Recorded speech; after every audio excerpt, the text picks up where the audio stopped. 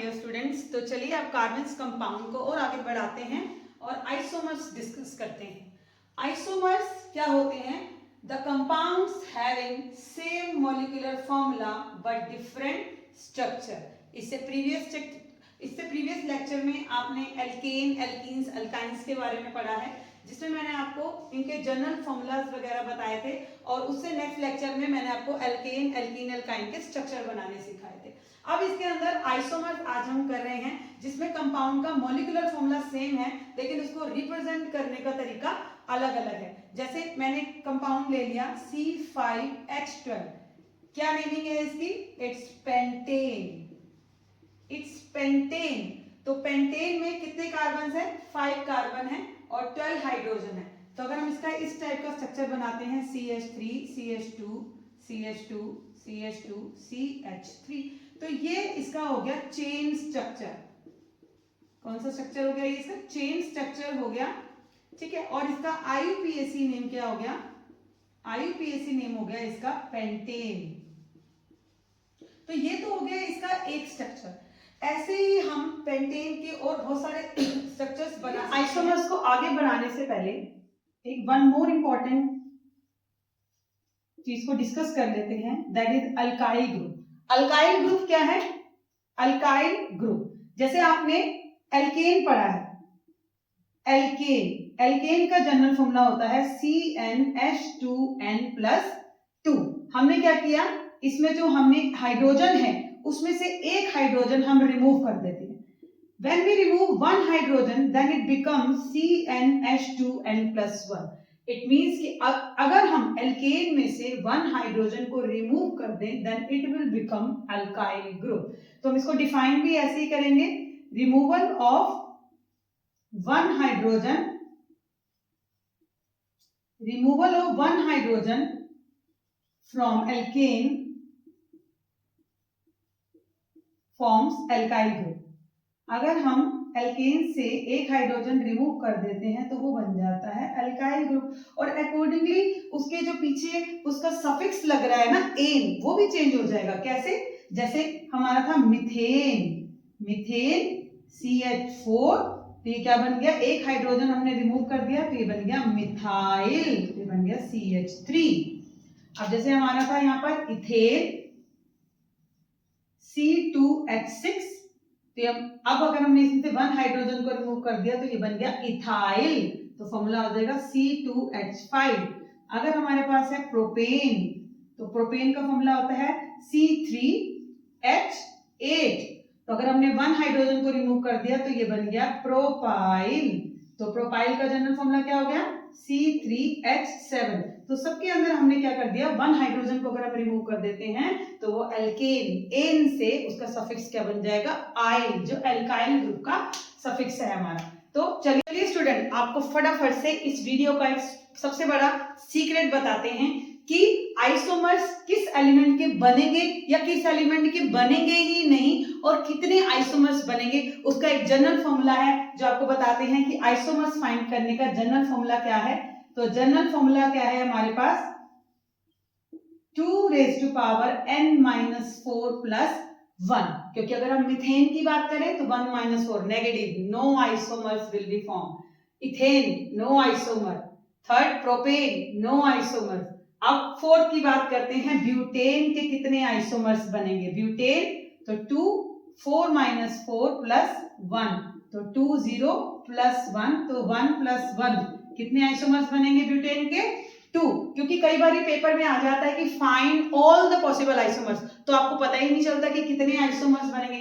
तो इस ट्रिक से आप सबसे पहले ये फाइंड कीजिए कि कितने नंबर ऑफ आइसोमर्स जो है वो इस कंपाउंड के बनेंगे, देन आप उसको आगे कर सकते हैं। तो ब्यूटेन, देन आगे पेंटेन, क्योंकि जितने नंबर ऑफ कार्बन्स आगे इंक्रीज होते जाएंगे उसके आइसोमर्स उतने ही इंक्रीज होते जाते हैं, क्योंकि नंबर ऑफ कार्बन इंक्रीज हो रहे हैं। बेसिकली हमारा मॉलिक्यूलर फॉर्मूला सेम है, हमारा स्ट्रक्चर अलग है, तो बेसिकली हम उसमें जो हमारे एलिमेंट्स हैं, जितने कार्बन है, हम उनको डिफरेंट तरीके से अरेंज कर रहे हैं, दैट इज कॉल्ड आइसोमर, क्योंकि नंबर ऑफ कार्बन और हाइड्रोजन तो सेम ही है। तो ब्यूटेन 2 5 - 4+1, तो हो गया 2, 1 + 1, तो 2 + 1 is 3, तो पेंटेन के आइसोमर्स बनेंगे 3। नेक्स्ट हेक्सेन, हेक्सेन के कितने आइसोमर्स बनेंगे?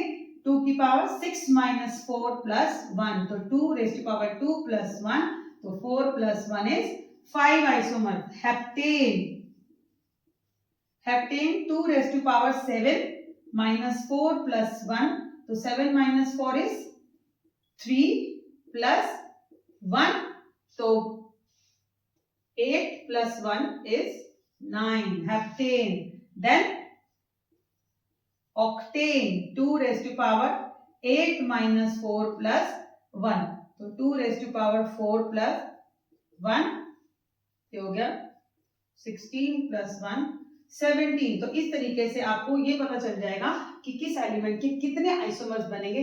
देन हम उसको आगे आइसोमर्स ड्रॉ करने के लिए हमारे माइंड में रहेगा कि हमें कितने आइसोमर्स ड्रॉ करने. तो चलिए आगे आइसोमर्स ड्रॉ करना सीखते हैं. ड्रॉ करने के लिए पहला एग्जांपल हम लेते हैं ब्यूटेन. जनरल फॉर्मूला होता है C4H10. अब आइसोमर्स बनाते टाइम हमें ये बात ध्यान में रखनी है कि मॉलिक्यूलर फॉर्मूला हमारा सेम रहना चाहिए, मतलब मींस हमारे नंबर ऑफ कार्बन और नंबर ऑफ हाइड्रोजन सेम रहने चाहिए. अब सबसे पहले हम अपनी सीक्रेट ट्रिक लगाएंगे कि आइसोमर्स बनेंगे कितने. तो हमारा फॉर्मूला क्या था? 2 raised to power n minus 4 plus 1, where n is number of carbon, to 2 raised to power 4 minus 4 plus 1, तो 2 0 plus 1, तो इसके नंबर ऑफ आइसोमर्स बनेंगे हमारे 2. तो 2 हमारे आइसोमर्स बनेंगे. अब हमारे माइंड में एक इमेज सेट हो गई कि ब्यूटेन के 2 ही आइसोमर्स बनेंगे, जिसमें से पहला isomer is very easy, that is a chain structure जो मैंने आपको प्रीवियस लेक्चर में बनाना सिखाया था. CH3 CH2 CH2 CH3. ठीक है, तो ये हो गया नॉर्मल इसका chain structure. This is your first isomer. This is your first isomer. ये हो गया इसका चेन स्ट्रक्चर, जिसको हम बोलते हैं normal butane. That is normal butane. अगर हम इसके सेकेंड आइसोमर की बात करें तो सेकेंड आइसोमर में हम क्या करेंगे? हमारे पास 4 कार्बन है, 3 कार्बन को हम चेन में लेंगे और 1 कार्बन हम नीचे ब्रांच में ले लेंगे. ये चेन स्ट्रक्चर होता है, ये ब्रांच स्ट्रक्चर होता है, जिसमें जितने नंबर ऑफ कार्बन हमारे इंक्रीज होते जाएंगे हम उनको ब्रांच में लेके अकॉर्डिंगली हम उनकी नेमिंग को डिफरेंट कर सकते हैं. तो हमने 3 कार्बन चेन में ले लिए और 1 कार्बन हमने नीचे ब्रांच में ले लिया. तो इस पे कितने हाइड्रोजन आएंगे? 1 2 3, ऊपर एक 5 6 7 8 9 10 और ये नीचे आ गया. तो हाइड्रोजन हाइड्रोजन हाइड्रोजन, यहाँ पर एक हाइड्रोजन आ गया, हाइड्रोजन, और यहाँ पर भी हाइड्रोजन आ गया. अब पहले हम देख लेते हैं कि हमारे नंबर ऑफ कार्बन और हाइड्रोजन सेम है. देखो कार्बन हमारे 4 ही है, हाइड्रोजन 1 2 3 4 5 6 7 8 9 10. तो ये स्ट्रक्चर हमारा कुछ इस तरीके से बना है. 3 कार्बन हमने यहाँ चेन में लिए हैं, तो CH3 CH, यहाँ हमने ले लिया CH3 और दिस इज आवर CH3. अब देखो इस टाइप के स्ट्रक्चर को एक कार्बन, अगर मैं CH3 अभी मैंने बताया था कि मिथाइल ग्रुप भी होता है. अगर मैं ये देखूं कि एक कार्बन पे 2 मिथाइल ग्रुप है, अगर एक कार्बन पे 2 मिथाइल ग्रुप है तो इसका एक और नेम होता है जिसको हम बोलते हैं आइसोब्यूटेन. क्या बोलते हैं? आइसोब्यूटेन. जब 3 कार्बन की चेन है, एक मिथाइल ग्रुप आपने ब्रांच में ले लिया, तो एक कार्बन के दोनों साइड्स पे 2 मिथाइल ग्रुप है, तो इसको नेमिंग हम देते हैं आइसोब्यूटेन. अब इसका एक और नेम भी है जिसमें हम इसको नंबरिंग करते हैं कि हम इसमें सबसे पहले चूज करते हैं कि लॉन्गेस्ट चेन ऑफ कार्बन कौन सी है और जो मिथाइल ग्रुप आ रहा है वो कौन से नंबर ऑफ कार्बन पे आ रहा है. तो हमने इसको काउंट किया 1 2 3, इधर से काउंट करेंगे 1 2 3. तो दोनों ही केसेस में जो मिथाइल ग्रुप है वो हमारे सेकेंड कार्बन पे आ रहा है, तो इसको हम नेमिंग. और कितने कार्बन की चेन बन रही है हमारी? 3 कार्बन की चेन बन रही है और 3 कार्बन की चेन के लिए इसका नेम हो गया प्रोपेन. तो इसका क्या नेम हो गया? 2 पे हमारा कौन सा ग्रुप है? मिथाइल ग्रुप, तो 2 मिथाइल प्रोपेन. 2 methyl propane. तो इसका एक नेम हो गया आइसोब्यूटेन और इसका दूसरा नेम क्या हो गया? 2 मिथाइल प्रोपेन. तो इस तरीके से ब्यूटेन के हम 2 आइसोमर्स बना सकते हैं.